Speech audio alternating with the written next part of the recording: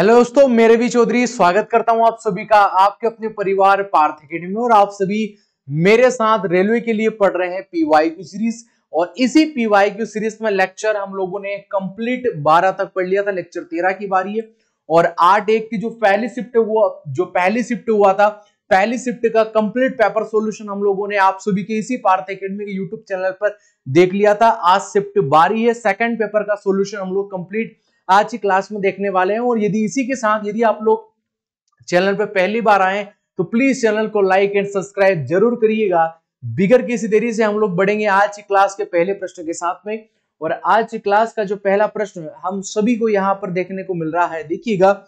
आज की क्लास का जो पहला प्रश्न है हम लोगों को यहां पर दिया है। पहला प्रश्न, सी प्लेन सेवा का प्रचालन जो करने वाला पहला प्रायद्वीपी कौन सा है? ठीक है, यानी पहला क्षेत्र यहां पर कौन बना है? चार ऑप्शन आप सभी को यहां पर जो देखने को मिलेंगे, नील प्रायद्वीप, मांजुली, या फिर आप सभी का दीवमान की और आपका अंडमान और निकोबार प्रायद्वीप। हालांकि अंडमान निकोबार प्रायद्वीप नहीं है, पूरी तरीके से द्वीप समूह है। लेकिन आप सभी को याद होना चाहिएगा, यदि आप लोगों से पूछेगा सी प्लान सेवा, और इसी सी प्लान सेवा का जो प्रारंभ किया था वो किसने किया था? जवाब होगा अंडमान निकोबार द्वीप समूह। कहां पर किया था? अंडमान और एक निकोबार द्वीप समूह पर सबसे पहले किया गया था। ये भारत में सबसे पहले यहां पर किया गया था, आप सभी को याद होना चाहिएगा। इसके बाद सेकंड टाइम कहां पर किया था? आप लोगों से पूछ सकता है कि जो दूसरा भारत में दूसरा जो सी प्लान सेवा की शुरुआत भारत में सेकंड टाइम्स कहां पर की गई? तो दूसरी बार भारत में सी प्लान सेवा की शुरुआत कहां पर की जाती है? यदि आप लोगों से पूछेगा तो जवाब बताइएगा कि आप लोगों का गुजरात। कौन से राज्य में की जाती है? गुजरात राज्य में की जाती है। आप सभी को यहां पर याद होना चाहिएगा। अब यहां पर जो है ये दीवमान का प्रायद्वीप जो है, ये जो प्रायद्वीप वाला क्षेत्र है, और यहाँ पर जो नील प्रायद्वीप, ये तो आपके वर्तमान में कहीं एग्जिस्ट ही नहीं करते, कहीं पर भी हम लोगों को देखने को नहीं मिलेगी। लेकिन हाँ, माजुली हमें देखने को मिलेगा। 2016 में इसको विश्व का सबसे बड़ा नदी द्वीप का दर्जा दिया गया था। ये तारीख भी, क्योंकि सबको पता है कि ब्रह्मपुत्र रिवर पर सबसे बड़ा जो द्वीप बना हुआ है, विश्व का सबसे बड़ा जो नदी द्वीप है, उसे हम लोगों ने माजुली नाम दिया है। लेकिन इसके साथ कि इसे या ये मांजुली ही ब्रह्मपुत्र रिवर पर बना विश्व का सबसे बड़ा द्वीप समूह है। इसी के साथ 2016 में इसे मान्यता दी गई, और 2016 में मान्यता, और इसी रिवर पर सबसे छोटा द्वीप भी देखने को मिलेगा जिसका उमानंद द्वीप नाम होगा। क्या नाम होगा? हमें यहाँ पर आप सभी का द्वीप, हमें उमानंद द्वीप देखने को मिलेगा। और इसी के साथ आप लोगों को यहाँ पर यह भी याद रखना पड़ेगा कि इसे जो आसाम की सरकार ने, क्योंकि आप सभी के आसाम में है, तो इसे 33वां जिला, कौन सा जिला?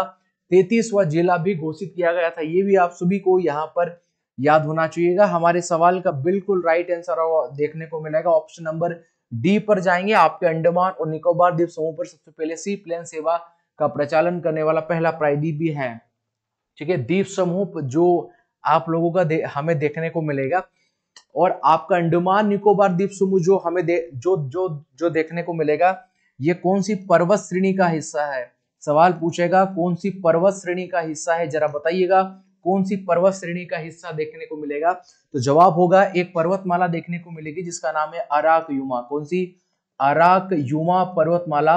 अराकयुमा पर्वत श्रेणी जो है हमें देखने को मिलेगी, क्योंकि आप सभी जानेंगे कि आपके JNK से हमारे पास में हिमालय पर्वत स्थित होता है, और आपका हिमालय पर्वत पूरी तरीके से जो मोड़ लेता है वो आपके अरुणाचल प्रदेश से मोड़ लेगा।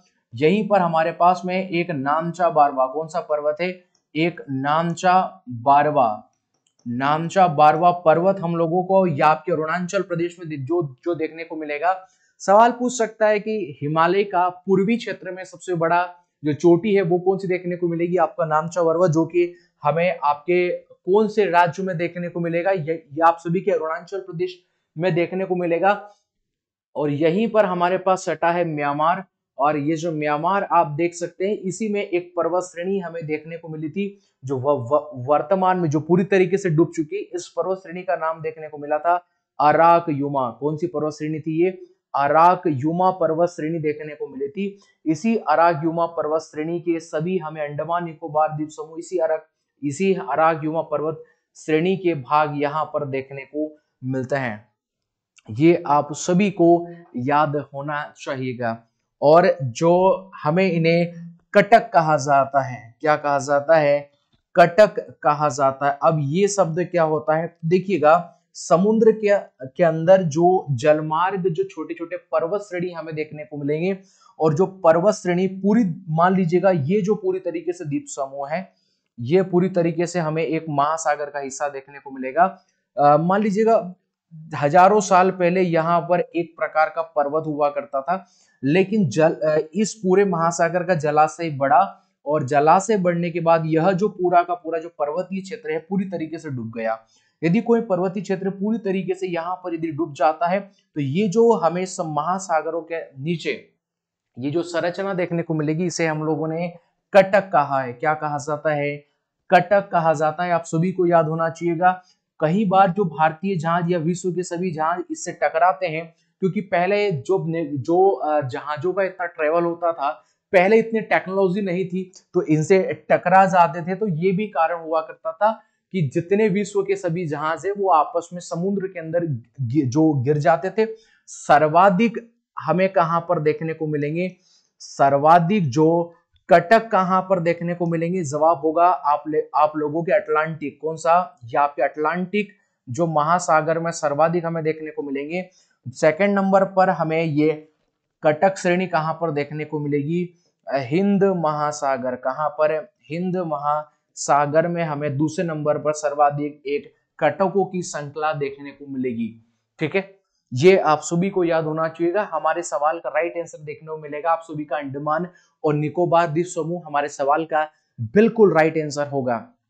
तो ये आप लोगों को इसके बारे में याद होना चाहिएगा। चलिएगा आगे बढ़ेंगे, और आगे बढ़ने के बाद भारत में संविधान, ये सेकंड शिफ्ट का पेपर हुआ था, उसी का पेपर सॉल्यूशन है। भारत के संविधान लागू होने के समय इनमें से मूल्यतः कितने अनुच्छेद थे? देखो, ये जब भी एक शब्द का प्रयोग किया जाएगा मूल्यतः, कुल कितने आर्टिकल हमें देखने को मिलेंगे? तो 395। कितने आर्टिकल देखने को मिलेंगे? 395। जब मूल संविधान लिखा गया, उसी हमारे भारतीय संविधान के मूल संविधान में आप सभी को याद होना चाहिएगा कि हमें जो आप सभी के जो भाग देखने को मिले थे, उस समय हम लोगों को 22 भाग देखने को मिलेंगे।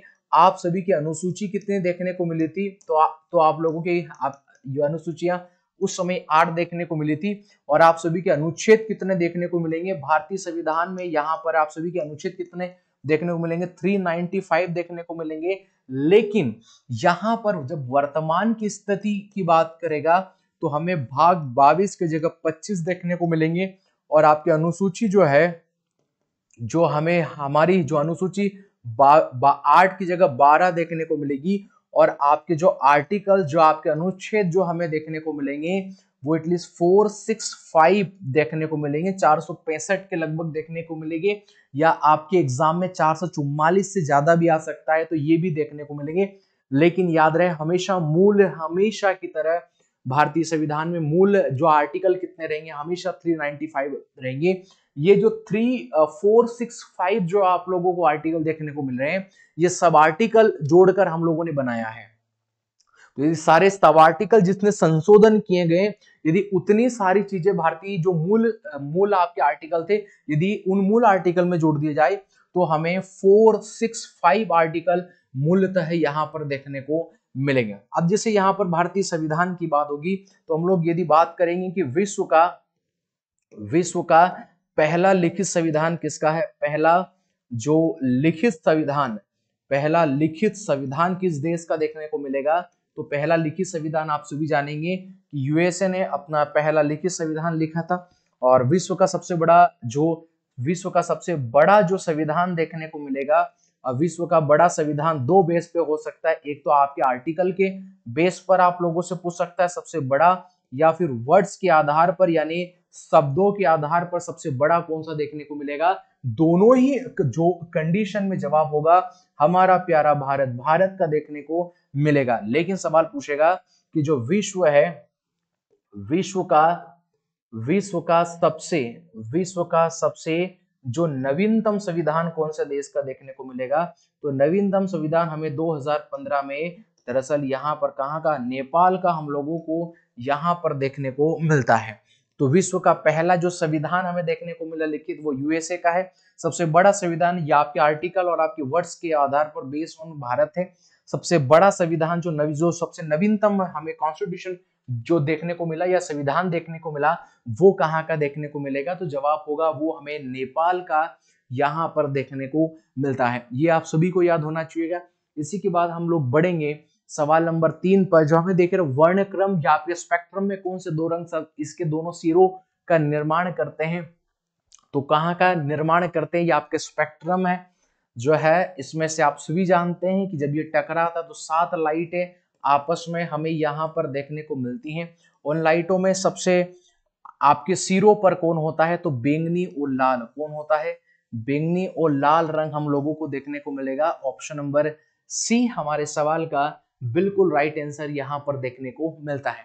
चलिएगा बढ़ेंगे नेक्स्ट प्रश्न पर, और सवाल नंबर 4 जो हम लोगों को यहाँ पर देखने को मिलेगा, वो सवाल नंबर 4 इस प्रकार से है, निम्नलिखित में से कौन सा सार्वजनिक क्षेत्र का उपक्रम पीएसयू एक महारत्न है, यानी एक महारत्न कंपनी कौन सी देखने को मिलेगी, भेल देखने को मिलेगी या फिर हेल यहाँ पर देके रखा है, बीएसएनएल या बीसीसीआई, कौन सी देखने को मिलेगी, तो हमें यहाँ पर भेल कौन देखने को मिलेगी, भेल देखने को मिलेगी। देखेंगे वर्तमान में कितनी महारत्न कंपनियां हैं, तो हम लोगों को वर्तमान में 10 महारत्न कंपनियां देखने को मिलती हैं। ठीक है, ऑप्शन नंबर जो ए पर जाएंगे वो हमारे सवाल का बिल्कुल राइट आंसर यहाँ पर देखने को मिलता है। चलिएगा बढ़ेंगे नेक्स्ट प्रश्न पर, और सवाल नंबर 5 जो हमें देखने को मिलेगा, बेहद शानदार जो सवाल हमें देखने को मिलेगा कि यहाँ पर पाखल वन्य जीव अभ्यारण्य कहाँ पर स्थित है। जो पाखल वन्य जीव अभ्यारण्य है, ये चंदौली है, ये हमें यूपी में देखने को मिलेगा।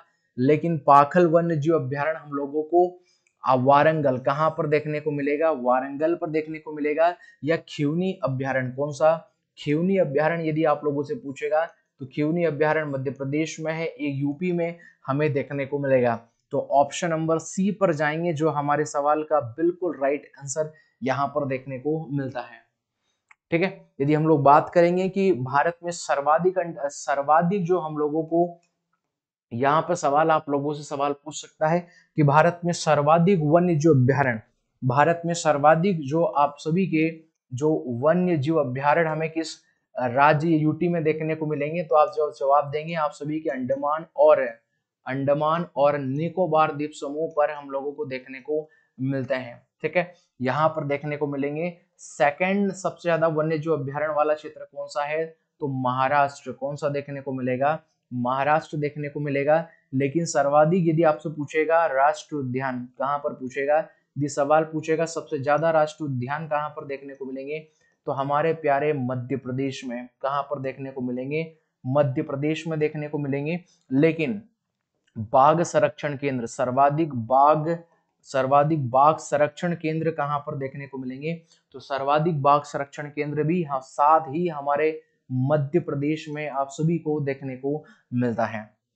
ठीक है, ये आप सभी को यहाँ पर याद होना चाहिएगा। और एक दुर्गावती दुर्गावती बाघ संरक्षण केंद्र बना है वो भी हमारे मध्य प्रदेश में ही बना है। ठीक है, चलिएगा आगे बढ़ेंगे, और आगे बढ़ने के बाद जो सवाल नंबर 6 पर चलेंगे, और सवाल नंबर 6 आप सभी जानते हैं बेहद ही सरल प्रश्न है। आप लोगों से पूछा गया स्वतंत्र अस्तित्व के सक्षम जीव की सबसे छोटी इकाई को क्या कहते हैं, रिक्त या जीव द्रव्य, कोशिक द्रव्य या फिर कोशिका, तो हम लोग इसे कोशिका बोलते हैं। क्या बोलते हैं, हम इसे कोशिका बोलते हैं। ऑप्शन नंबर जो डी रहेगा यही हमारे सवाल का बिल्कुल राइट आंसर यहाँ पर देखने को मिलता है। चलिए इसी के बाद बढ़ेंगे नेक्स्ट प्रश्न पर, और सवाल नंबर 7 की बात करेंगे। और सवाल नंबर 7 जो आप सभी को यहाँ पर देखने को मिलेगा, भारत की प्रथम रेलवे यूनिवर्सिटी कहाँ पर बनी है, तो याद करना भारत की जो फर्स्ट यहाँ पर हम लोगों से पूछा है रेलवे रेलवे विश्वविद्यालय कहाँ पर बना है, तो ये वडोदरा, कहाँ पर बना है, वडोदरा में बना है। और वडोदरा कहाँ पर पड़ेगा, गुजरात में। कहाँ पर देखने को मिलेगा, गुजरात में देखने को मिलेगा। या आप लोगों से सवाल पूछ सकता है यहाँ पर भारतीय रेलवे आपदा प्रबंधन, आपदा आपदा प्रावधान, आपदा प्रावधान का जो हेडक्वार्टर ये हमें कहाँ पर देखने को मिलेगा, तो ये सभी आप लोगों को देखने को मिल सकता है सिकंदराबाद। कहाँ पर देखने को मिलेगा? सिकंदराबाद में हम लोगों को यहाँ पर देखने को मिलेगा। एक मिनट, हमें सिकंदराबाद में कहाँ पर? सिकंदराबाद में हमें देखने को मिलता है, ये आप सभी को याद होना चाहिएगा। और वहीं पर आप लोगों से पूछेगा भारतीय, जो आप लोगों से पूछेगा भारतीय रेलवे, भारतीय रेलवे के साथ भारतीय रेलवे वित्तीय वित्त निगम का वित्तीय निगम संस्थान हमें कहां पर देखने को मिलेगा? तो ये हमें आप सभी के हैदराबाद, कहां पर देखने को मिलेगा? हैदराबाद में यहाँ पर देखने को मिलता है। तो ये दोनों ही कॉन्सेप्ट है, आप सभी को यहाँ पर याद रखना है। ठीक है, ये आप सभी यहाँ पर याद रखेंगे।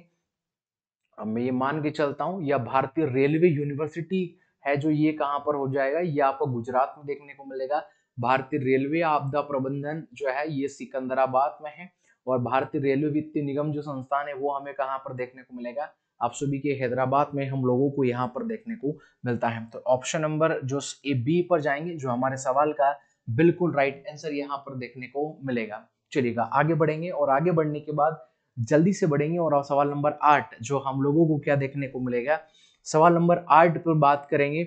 और सवाल नंबर 8 जो है, आकाशगंगा की निकटतम या आपकी स्पाइरल गैलेक्सी जो है वो कौन सी देखने को मिलेगी? आप सभी की स्पाइरल गैलेक्सी है, सनफ्लावर गैलेक्सी, या पिन व्हील गैलेक्सी, या एंड्रोमेटा गैलेक्सी, या वाइब गैलेक्सी, ड्वार्फ हमें गैलेक्सी देखने को मिलेगी। तो यदि जो हमारी गैलेक्सी और हमारी गैलेक्सी के सबसे नजदीक कोई गैलेक्सी है तो वो एंड्रोमेटा गैलेक्सी होगी। कौन सी गैलेक्सी? एंड्रोमेटा गैलेक्सी देखने को मिलेगी। ऑप्शन नंबर सी पर जाएंगे, जो हमारे सवाल का बिल्कुल राइट आंसर देखने को मिलेगा। ठीक है, ये हमें देखने को मिलेगा। और यहाँ पर दो कॉन्सेप्ट याद रखिएगा, ऐसा हमारे सौरमंडल, जैसे हमारा जो हमारी गैलेक्सी देखने को मिलेगी, जो हमारा सौरमंडल है, और हमारा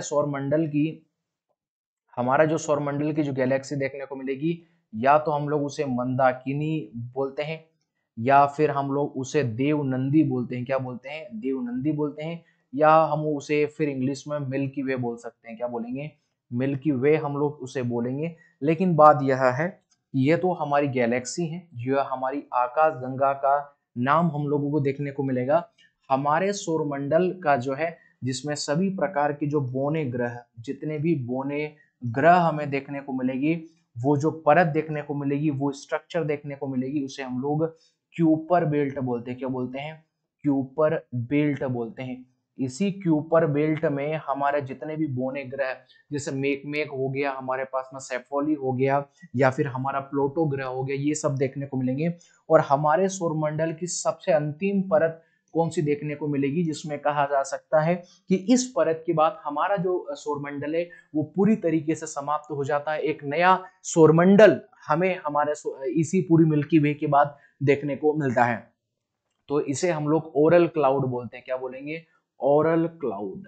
ओरल क्लाउड जो है, ये हमें अंतिम जो स्ट्रक्चर देखने को मिलेगा, इस वाले स्ट्रक्चर के बाद हमारा सौरमंडल पूरी तरीके से समाप्त हो जाता है। लेकिन वो वाला सौरमंडल कौन सा है, सॉरी, वो वाले सौरमंडल की कौन सी परत है जिसमें बोने ग्रह का निवास स्थान देखने को मिलेगा? और यह बोने ग्रह का निवास स्थान है जिसे हम लोगों ने क्यूपर बेल्ट नाम दिया है। क्या बोलेंगे? क्यूपर बेल्ट हम लोग बोलते हैं। तो ये ऑप्शन नंबर सी हमारे सवाल का बिल्कुल राइट आंसर यहाँ पर देखने को मिलता है। चलिएगा आगे बढ़ेंगे, और इसी के साथ सवाल नंबर जो 9 पर चर्चा करेंगे। और सवाल नंबर जो 9 हमें देखने को मिलेगा, ठीक है, कौन सा देखने को मिलेगा? या दासों के प्राचीनतम प्राप्त अभिलेख निम्नलिखित में किस लिपि में प्राप्त किए गए हैं? तो ब्राह्मी लिपि में। किस लिपि में? ब्राह्मी लिपि में यहाँ पर प्राप्त किए गए। ऑप्शन नंबर सी जो है, यही हमारे सवाल का बिल्कुल राइट आंसर है। जेम्स प्रिंसेप करके पहला व्यक्ति हुआ, उसी ने सबसे पहले अशोक की ब्राह्मी लिपि को पढ़ने में सफलता प्राप्त किया था। ये भी याद होना चाहिएगा। यहाँ पर हड़प्पा हम लोगों को देखने को मिलेगी। आप सभी को मुझे कमेंट बॉक्स में ये बताना है कि ये जो हड़प्पा सभ्यता, इसमें किस प्रकार की लिपि का प्रयोग किया गया था, जिसे हम लोग बोलते हैं भाव चित्रात्मक शैली, जिसे हम लोग बोलते हैं। लेकिन भाव चित्रात्मक शैली को वास्तविक तौर पर हम लोगों ने क्या कहा था। यदि आप लोगों को आता है, हम लोगों ने आप लोगों को यदि पढ़ाया है तो आप सभी को कमेंट बॉक्स में उस सवाल का जवाब देना है। ठीक है, चलिएगा आगे बढ़ते हैं। और आगे बढ़ने के बाद 20 नवंबर 2020 तक प्राप्त जानकारी अनुसार कितने देश यहाँ पर ओपेक के सदस्य हैं। तो ओपेक के सदस्य कितने देखने को मिलेंगे। तो ये जो ओपेक पेट्रोलियम संस्था या आपका ओपेक जो संगठन हमें देखने को मिलेगा, ये आप सभी पेट्रोलियम जितने भी उत्पादक देश है इनका हमें संगठन देखने को मिलेगा। वर्तमान की अगर हम लोग बात करेंगे तो वर्तमान में 13 हमें मेंबर देखने को मिलेंगे। इसकी स्थापना कब देखने को मिली थी। तो इसकी स्थापना 1960 में ओपेक की हमें स्थापना देखने को मिलती है। यानी 13 है जो है यही हमारे, एक मिनट माफी चाहेंगे, पेन गिर गया था हमारा। 13 जो है ये हमारे सवाल का बिल्कुल राइट आंसर यहाँ पर देखने को मिलता है। चलिएगा इसी के साथ बढ़ेंगे नेक्स्ट प्रश्न पर। और जो सवाल नंबर 11 आप लोगों को यहाँ पर देखने को मिलेगा, शब्द आप लोगों का आर्टिफिशियली इंटेलिजेंट जेंस किसका गढ़ा था। मतलब ये शब्द किसने दिया था। एआई जो टेक्नोलॉजी पर बेसिकली हम जो काम करते हैं, ये शब्द किसके द्वारा दिया गया था। तो जॉन मैकार्थी किसके द्वारा दिया गया, जॉन मैकार्थी के द्वारा यह सब दिया गया था। ऑप्शन नंबर ए जो रहेगा यही हमारे सवाल का बिल्कुल राइट आंसर यहाँ पर देखने को मिलेगा। चलिएगा आगे बढ़ेंगे और आगे बढ़ने के बाद सवाल नंबर 12 की ओर रुख करेंगे। और सवाल नंबर 12 जो हमें देखने को मिलेगा, भारत के समुद्र मार्ग की पहली बार खोज की थी। भारत की खोज नहीं किया था इसने, भारत के समुद्र मार्ग की खोज किया था। तो ये सबसे पहले आप सभी जानेंगे 17 मई। और 17 मई के बाद ये कब आया था, 1498 में, 17 मई और 1498 में। या आप लोगों से बहुत सारी बुक में आप लोगों को 20 मई और 1498 भी देखने को मिलेगा। ये दोनों तारीखों में से एक तारीख निर्धारित है, लेकिन और 1498 तो फिक्स ही हमें देखने को मिलेगा। आप सभी जानते हैं कि जो हमारा भारत का जो प्रायद्वीपीय हिस्सा है, इस पे जो हम लोगों को केरल, इसी केरल जो है, इसी केरल में हम लोगों को एक कालीकट द्वीप देखने को मिलेगा। हमें कालीकट द्वीप देखने को मिलेगा। और इसी कालीकट द्वीप पर आप सभी जानेंगे कि भारत में कौन आया था जहाज के माध्यम से। तो हमें वास्को डिगामा कौन देखने को मिलेगा, वास्को डिगामा आया था। और इन्हीं वास्को डिगामा ये मूल रूप से किस देश का था। तो जवाब होगा ये पुर्तगाली था, पुर्तगाल था। तो ये सबसे पहले पुर्तगालियों ने यहाँ पर खोज किया था। ऑप्शन नंबर ए जो रहेगा हमारे सवाल का सही जवाब होगा। ये जिस जहाज से आया था उस जहाज का क्या नाम था, उसका नाम था साहो गैब्रियल। क्या नाम था, साओ गैब्रियल। साओ गैब्रियल जो है वो उस जहाज का नाम था जिस जहाज से ये भारत में पहुंचा था। तो वास्को डी गामा जिस जहाज से भारत में पहुंचा था उस जहाज का नाम हमें साहो गैब्रियल यहाँ पर याद रखना पड़ेगा। ये आप सभी को यहाँ पर याद होना चाहिएगा। जब ये आया और आने के बाद यह इसका मुख्य काम था भारत में व्यापार करना, यानी ट्रेड के माध्यम से आया था। जब ये ट्रेड और मुख्यतः मसालों की खोज करने के लिए, मसालों का व्यापार करने के लिए आया था। और ये मसालों का जब व्यापार भारत में ले गया तो इसे इसने यूरोप में बेचा तो इसे 60 गुना प्राप्त हुआ। कितने गुना इसे फायदा हुआ था, तो 60 गुना ज्यादा इसे फायदा हुआ। फिर मुख्यतः यूरोपियंस जो है उनमें पुर्तगाली शक्तियों का सबसे पहली बार भारत में आगमन होता है। और यह पुर्तगाली यूरोपीय सत्ता में सबसे पहले जो भारत में इंटर करेंगे वो सभी पुर्तगालियों के द्वारा इंटर किया गया। ये जो पुर्तगालियों के द्वारा जो सबसे पहले इंटर किया था सबसे बाद में गए थे, क्योंकि इन्हीं पुर्तगालियों के बाद आप सभी जानेंगे कि 1961 में हमें गोवा को इन्हीं के द्वारा हम लोगों ने छोड़ा था। विजय शक्ति जब हम लोगों ने ऑपरेशन चलाया था, विजय शक्ति जब हम लोगों ने ऑपरेशन चलाया था, इसी के माध्यम से हम लोगों ने इन्हीं पुर्तगाली सत्ता से, इन पुर्तगालियों से अंतिम बार हम लोगों ने गोवा को जीता था। ये भी आप सभी को याद होना यहाँ पर चाहिए। तो सवाल नंबर जो ए रहेगा यही हमारे सवाल का बिल्कुल राइट आंसर रहेगा। ठीक है, ये आप सभी को यहाँ पर याद होना चाहिएगा। चलिएगा आगे बढ़ने के बाद आगे बढ़ेंगे और सवाल नंबर 13 की ओर रुख करेंगे। और सवाल नंबर 13 जो हम सभी को यहाँ पर देखने को मिलेगा, अक्टूबर 2020 तक प्राप्त जानकारी के अनुसार भारत के अयोनी नहीं है, attorney general of India, attorney general of India कौन है। अटॉर्नी जनरल ऑफ इंडिया इसे हिंदी में कहा जाता है नियंत्रण व महालेखा परीक्षक। नियंत्रण व महालेखा परीक्षक, महालेखा परीक्षक जो है ये कौन हमें देखने को मिलेंगे। और ये नियंत्रण और महालेखा परीक्षक भारतीय संविधान के किस भाग में देखने को मिलेंगे? तो आप सभी को याद होना चाहिए, यह भारतीय संविधान के भाग 5 में इनका उल्लेख है। और भाग 5 में कहां से कहां तक उल्लेख है? तो भारतीय संविधान के आर्टिकल क्रमांक 148 से लगाकर तो 151 तक हमें इनका उल्लेख देखने को मिलेगा। जब सवाल पूछेगा वर्तमान, आज भी वर्तमान में कौन है, तो वर्तमान में आप सभी जानेंगे के वेणुगोपाल। कौन देखने को मिलेंगे? के वेणुगोपाल जो है ये वर्तमान में भारत में नियंत्रण व महालेखा परीक्षक है। याद करना, ये वार्षिकांक जो रिपोर्ट बनाते हैं, वार्षिकांक जो रिपोर्ट बनाते हैं, ये इसे किसे सौंपते हैं? जो सरकार किसी प्रकार का व्यय कर रही है, खर्च कर रही है, जो संचित निधि से पैसा निकाल रही है, वो पैसा कहाँ डाल रही, कितना निवेश किया सरकार ने, कितना बचाया, कितना खर्च किया, जितना खर्च किया उसमें भ्रष्टाचार तो नहीं किया। इस वार्षिकांक रिपोर्ट को ये लोक लेखा समिति लोक लेखा समिति को ये अपनी रिपोर्ट सौंपती है। ये आप लोगों को यहाँ पर याद होना चाहिएगा। और हम बात करते हैं कि भाग 5 की, जब हम लोग बात करते हैं भाग 5 जिसमें हमें संघ मुख्यतः देखने को मिलेगा, इसका उल्लेख भारतीय संविधान में आर्टिकल 52 से लेकर तो आर्टिकल क्रमांक 151 तक हम लोगों को मुख्यतः देखने को मिलता है। याद रखना, इस नियुक्ति यानी नियंत्रण और महालेखा की नियुक्ति किसके द्वारा की जाती है? महामहिम राष्ट्रपति के द्वारा की जाती है। ठीक है, ये आप लोगों को याद होना चाहिएगा।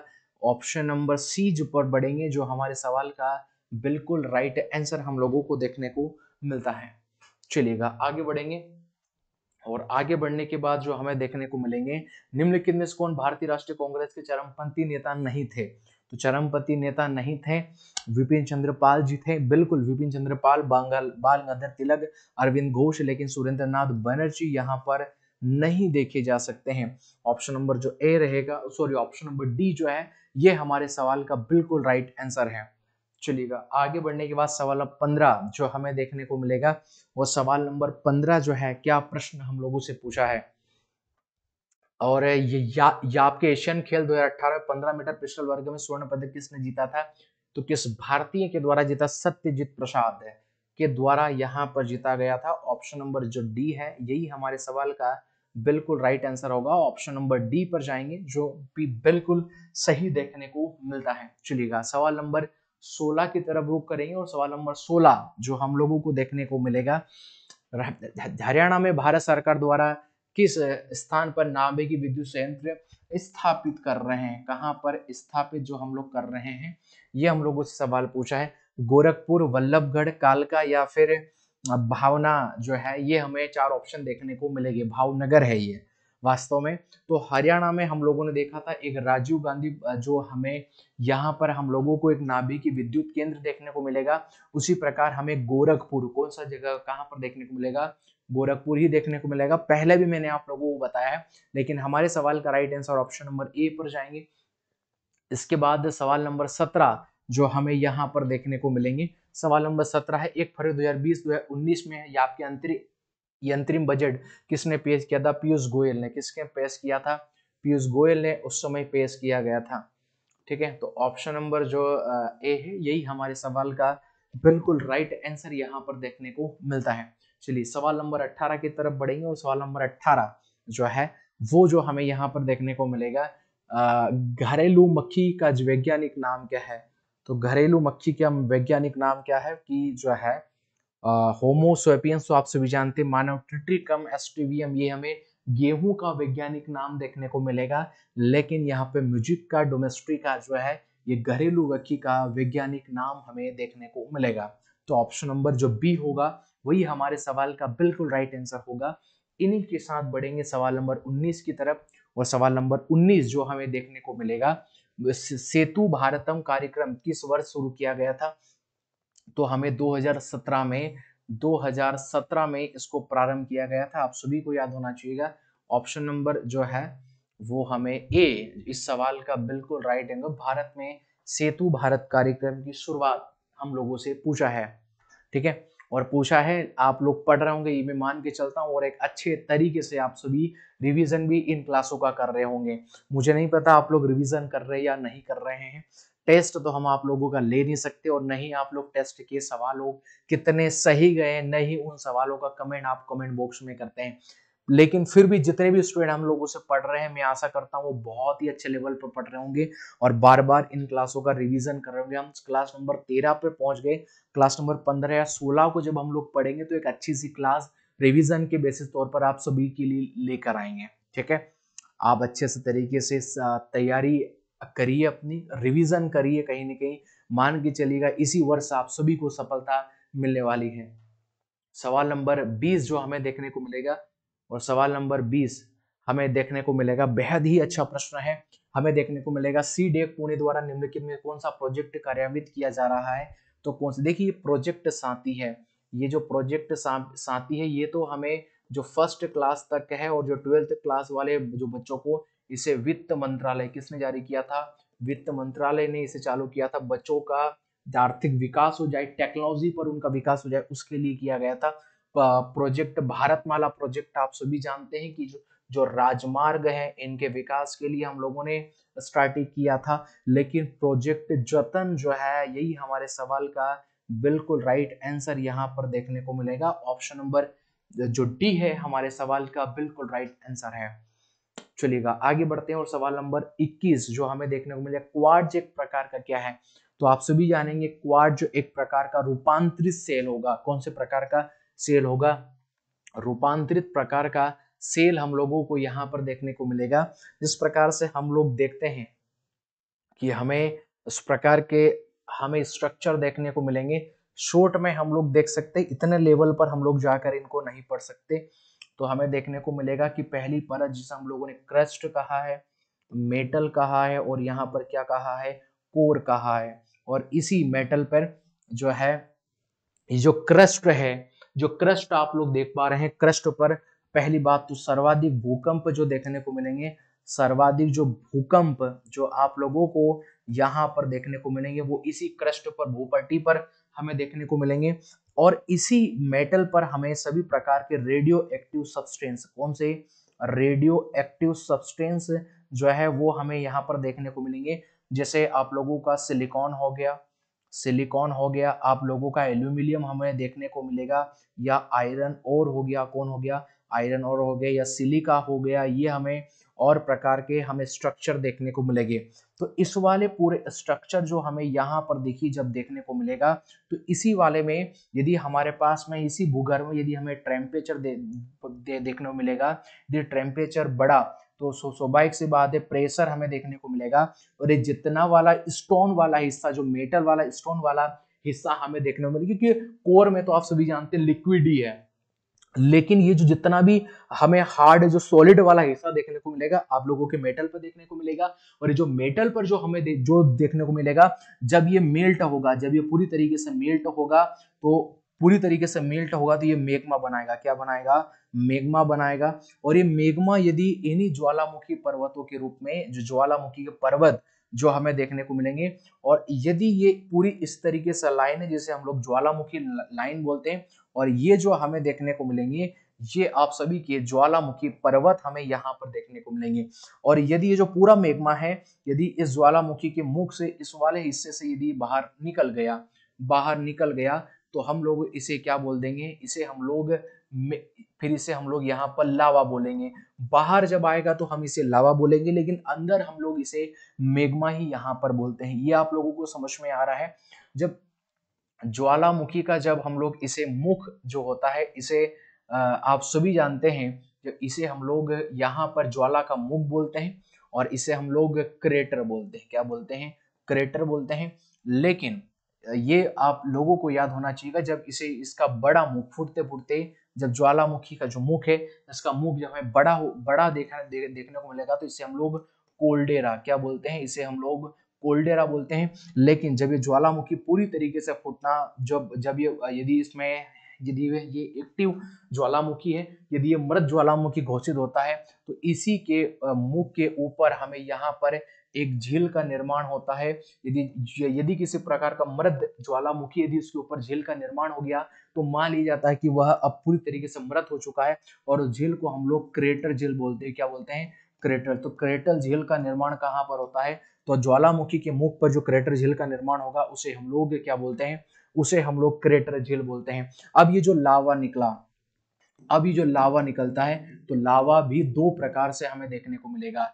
एक तो आप लोगों का अम्लीय लावा देखने को मिलेगा और एक हम लोगों को आप लोगों का क्षारीय लावा। कौन सा लावा देखने को मिलता है? क्षारीय लावा। ये जो आप लोगों का हम लोगों को अम्लीय लावा यहाँ पर देखने को मिलेगा, ये लावा आप लोगों का जो आप लोगों को जो इसका कलर पीला देखने को मिलेगा, लेकिन जो काला कलर है वो आप लोगों को क्षारीय कलर, जो क्षारीय लावा का एक प्रकार होता है वो उसमें हम लोग आप लोग काला कलर देखने को मिलेगा।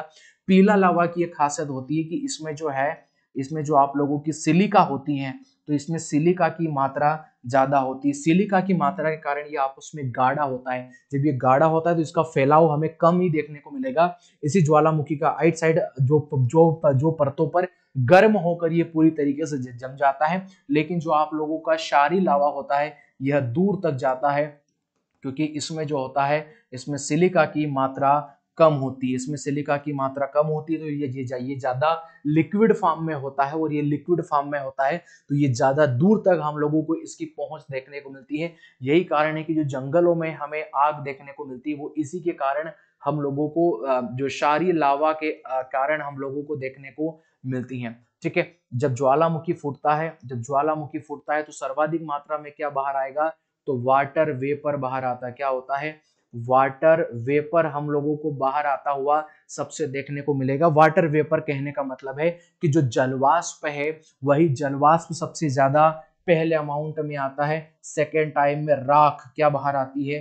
राख आप लोगों से पूछेगा जब ज्वालामुखी फूटता है। तो अब मैंने आप लोगों को बतलाना ये चाह रहा था मैं कि ज्वालामुखी फूटा और ये जो पीला लावा है ये और ये क्षारीय लावा पूरी तरीके से गर्म होगा, ये पूरी तरीके से यदि जम जाता है तो हमें आग्नेय शेल देखने को मिलती है। कौन सी शेल? आपकी आग्नेय शेल। आग्नेय शेल, आग्नेय चट्टानें देखने को मिलेगी।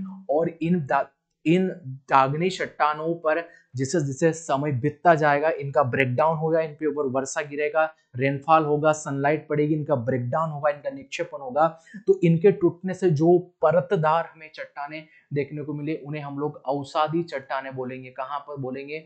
अवसादी चट्टानें बोलती हैं।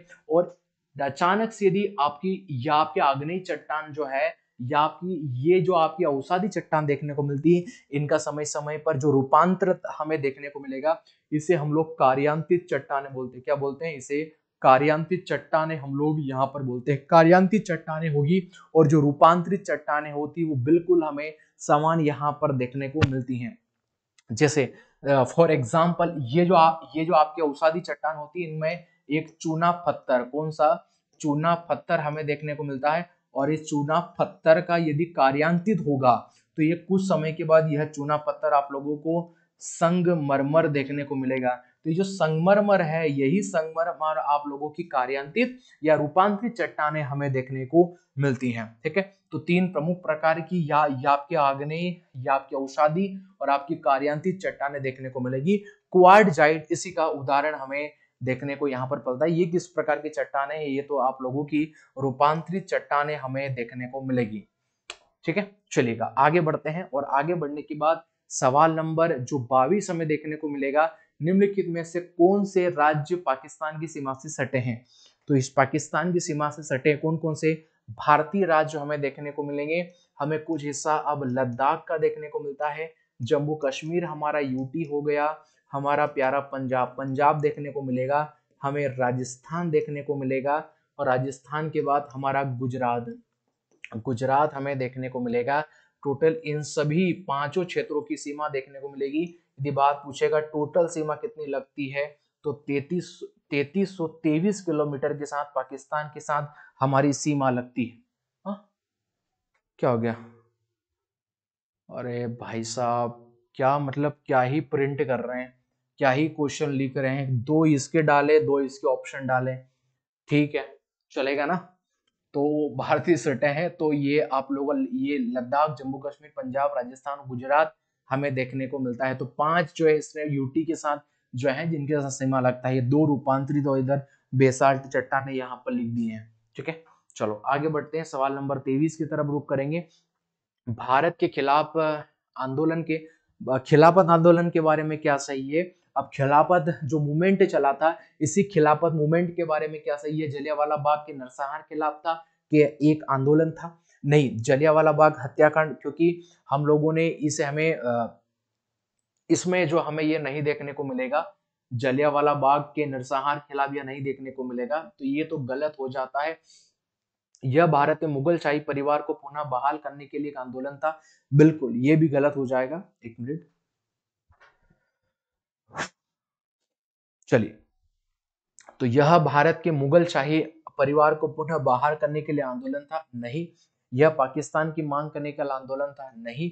यह तुर्की सुल्तान के समर्थन में एक एक आंदोलन हमें देखने को मिला था? बिल्कुल, जो ब्रिटिश पार्लियामेंट, जो ब्रिटिश क्राउन था, वो तुर्की में एक मुस्लिम धर्म का एक सर्वोच्च जो पद चलता है, जैसा हमारे हिंदू धर्म में जो शंकराचार्य, 4 मठ है और चारों मठों के एक शंकराचार्य, हमारे ही हिंदू समाज में, धर्म में हमें जो है शंकराचार्य का पद जो सर्वोच्च माना जा सकता है हमारे हिंदू धर्म में, उसी प्रकार मुस्लिम धर्म में जो खलीफा का पद, खलीफा हजरत मोहम्मद साहब के जो शिष्य हुए, उन्हें खलीफा कहा जाता है।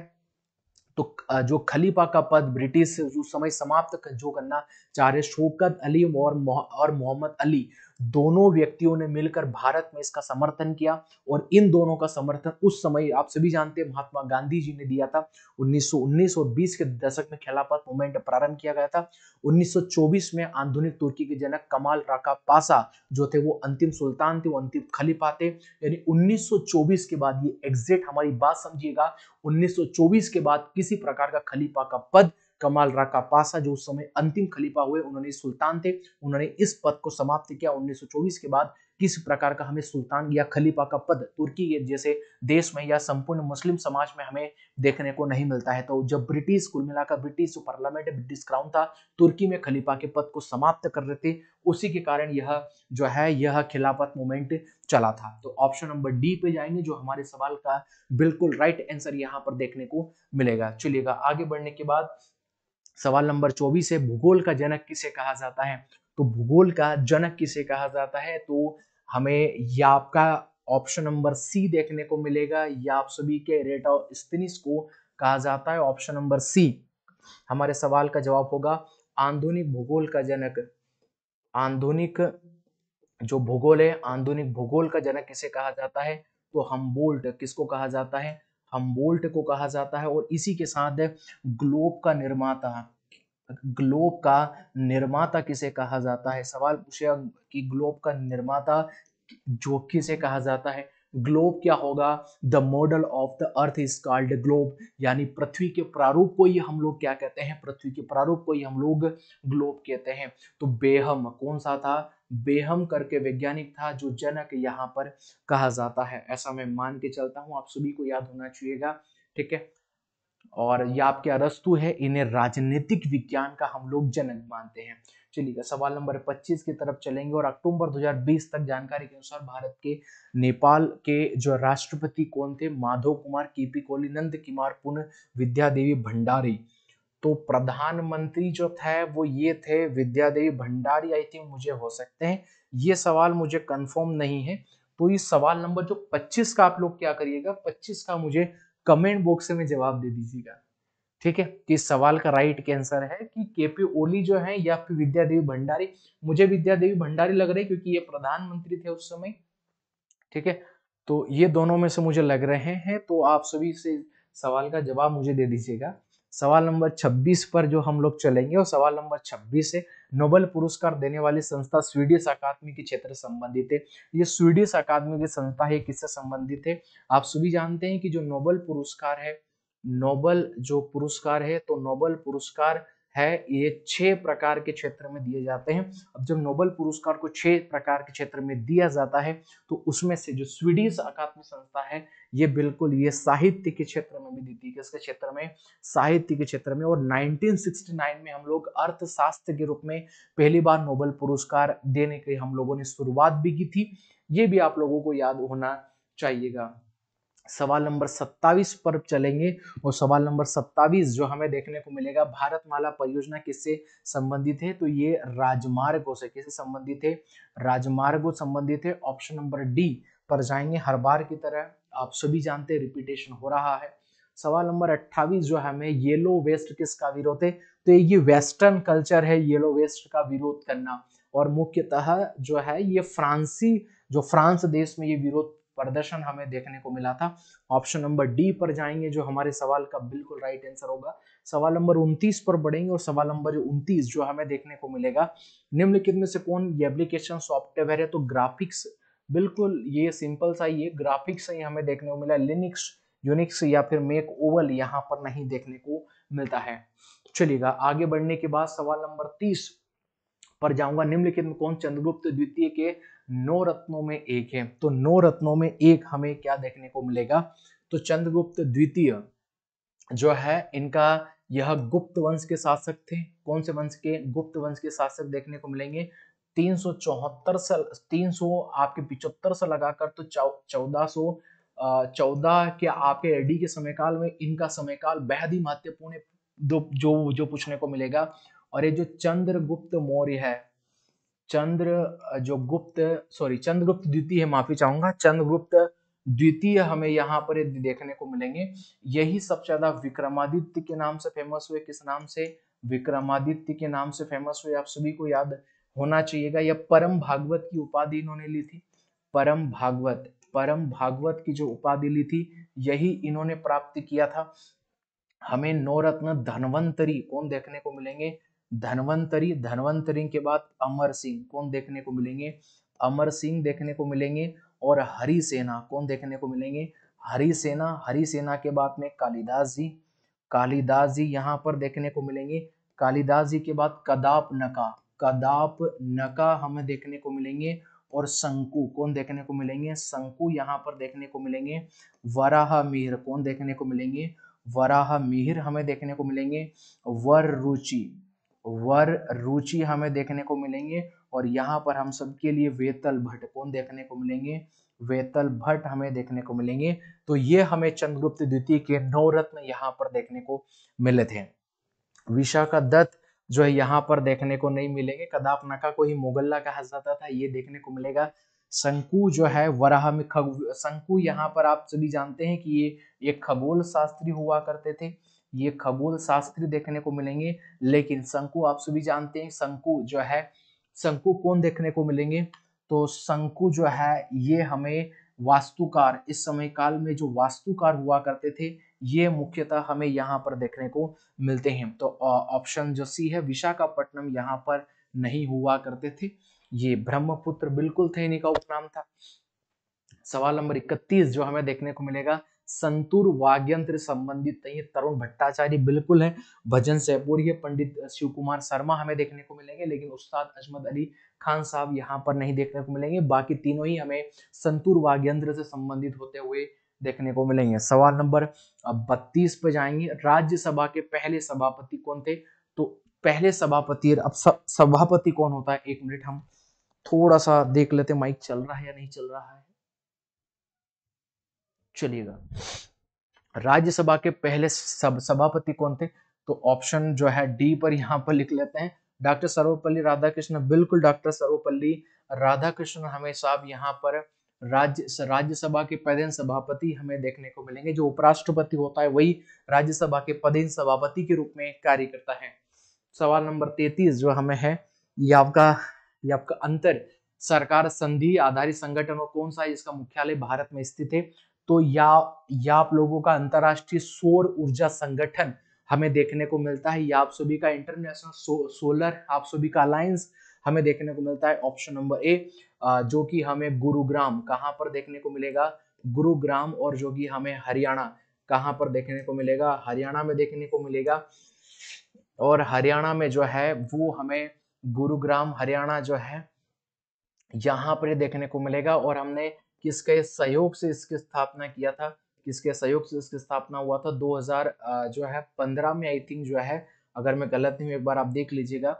15 में हम लोगों ने फ्रांस की सहायता से, किसकी सहायता से? फ्रांस की सहायता से इसकी स्थापना यहाँ पर किया था। ठीक है, ये हमारे सवाल का बिल्कुल राइट आंसर होगा। और इसके साथ हम बढ़ेंगे। ऐसा माना जाता है कि भारतीय अंतरिक्ष कार्यक्रम सरकार द्वारा इन्फोस्पार की स्थापना के साथ हुआ था। तो 1962 में, बेहद सरल ही सवाल था। ठीक है, चलिए सवाल नंबर 35 पर बढ़ेंगे। और सवाल नंबर 35, संघ के मंत्रिमंडल कितने मंत्री शामिल किए जा सकते हैं? तो वर्तमान जो सरकार है, मान लीजिए यदि सेंट्रल गवर्नमेंट है, तो आप सभी जानते हैं कि सेंट्रल गवर्नमेंट में यदि किसी प्रकार के मंत्री परिषद या मंत्री का प्रावधान है, तो हमें भारतीय संविधान के आर्टिकल 74 में उसका उल्लेख देखने को मिलेगा। यानी महामहिम भारत के राष्ट्रपति को सलाह देने के लिए एक मंत्री परिषद का प्रावधान होगा, और उसी मंत्री परिषद का मुखिया आप सभी जानेंगे प्रधानमंत्री के रूप में जाना जाता है। तो हमें हमारे देश में एक आप लोगों का 51वां संवैधानिक संशोधन किया गया, और ये जो आप लोगों का 51वां संविधान संशोधन 2003 में हमें देखने को मिला था। इसके तहत जो संघ की मंत्री परिषद में कितने मंत्री, तो टोटल जो हमारे पास में जो चुनाव हुए उस सीट का टोटल जो चुनाव, जो जिस पर चुनाव टोटल 545 सीट पर चुनाव हुए, तो 545 सीट का जो 15% से ज्यादा नहीं हो सकते हम। और उसी प्रकार जो आर्टिकल 74 में जो केंद्र के जो मंत्री परिषद का प्रावधान देखने को मिलता है, उतना ही प्रावधान हमें यदि किसी राज्य की विधानसभा की बात होगी तो आर्टिकल 163 के साथ किसी प्रकार के मंत्री या मंत्री परिषद का उल्लेख हमें राज्य में देखने को मिलता है।